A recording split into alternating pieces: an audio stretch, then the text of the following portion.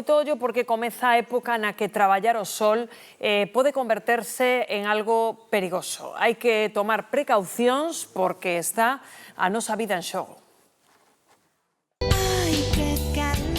É a conversa que máis se escoita estes días. E sobre todo esta noite fixo moitísima calor. Agobiante, sí, moi agobiante. Aínda estamos rematando maio, pero o tempo é propio dos días máis quentes do verán, con termómetros que marcan récords de calor tanto de día como de noite. Nas casas, a calor acumúlase dun día para outro e para quen ten que traballar sobrelevala complícase aínda máis. Se abres as ventanas e ainda é peor, nós temos que hidratarnos moi ben. Por iso hidratarse e seguir os consellos dos expertos é clave para protexer a nosa saúde. Salían as horas previas, o sea, frescas. Con roupa que non abrigo moito. E xa sombra o máximo posible. Evitar as horas centrais do día, usar roupa lixeira e buscar a sombra son as recomendacións máis coñecidas, as que se suman outras como facer comidas lixeiras, usar protección solar ou darse duchas de auga morna para refrescarse. E os bares que non falten. Bebendo unha cañiña. Pero, ademais dos consellos, a normativa laboral tamén proíbe o traballo ao aire libre nas horas puntas e incluso en determinadas circunstancias existe un permiso retribuído de 4 días por altas temperaturas.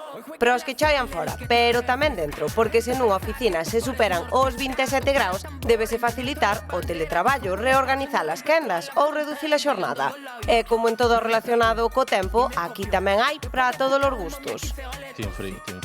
Tien frío que abrigaste e vas apañando, senón mal. O sol ten pouca solución. Eu prefiro asarme. Non só non tan pa frío xa. Pero como o tempo non se rexe polo noso querer, parece que non vai quedar máis remedio que desfrutar deste verán adiantado no calendario.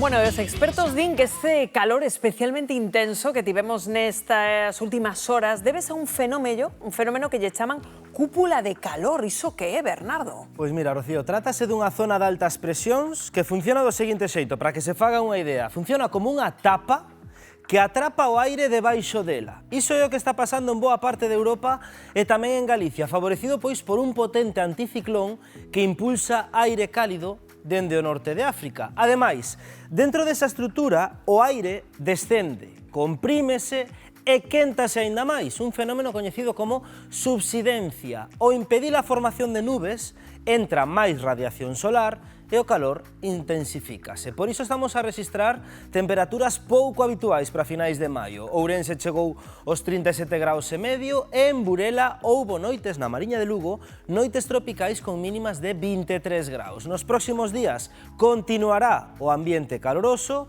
así que se traballamos en exteriores, hidratación e protección a tope, que aínda estamos en maio, Miguel Mandallo. Moi ben, fillo. Pois, efectivamente, Bernardo, efectivamente, moita protección e hidratación, como vedes, porque vos estades aí ao fresco. Pero hai xente como a Daniel que pasa moito calor nesta época, non, Daniel? Contanos. Todavía estamos empezando.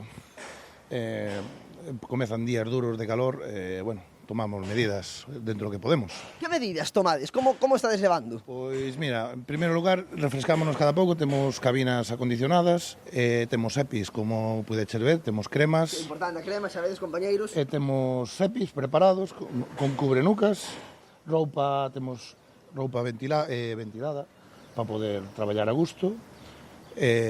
E o horario de verán, que imos cambiar o horario, madrugaremos un pouquiño máis, pero aforrámonos as horas de calor da tarde. Claro, porque agora en xuño xa cambia dese horario, non? Sí, o luns comezamos xa co horario de verán, que comezaríamos ás 7 da mañá e acabaríamos ás 3 da tarde, evitando así as horas esas de calor.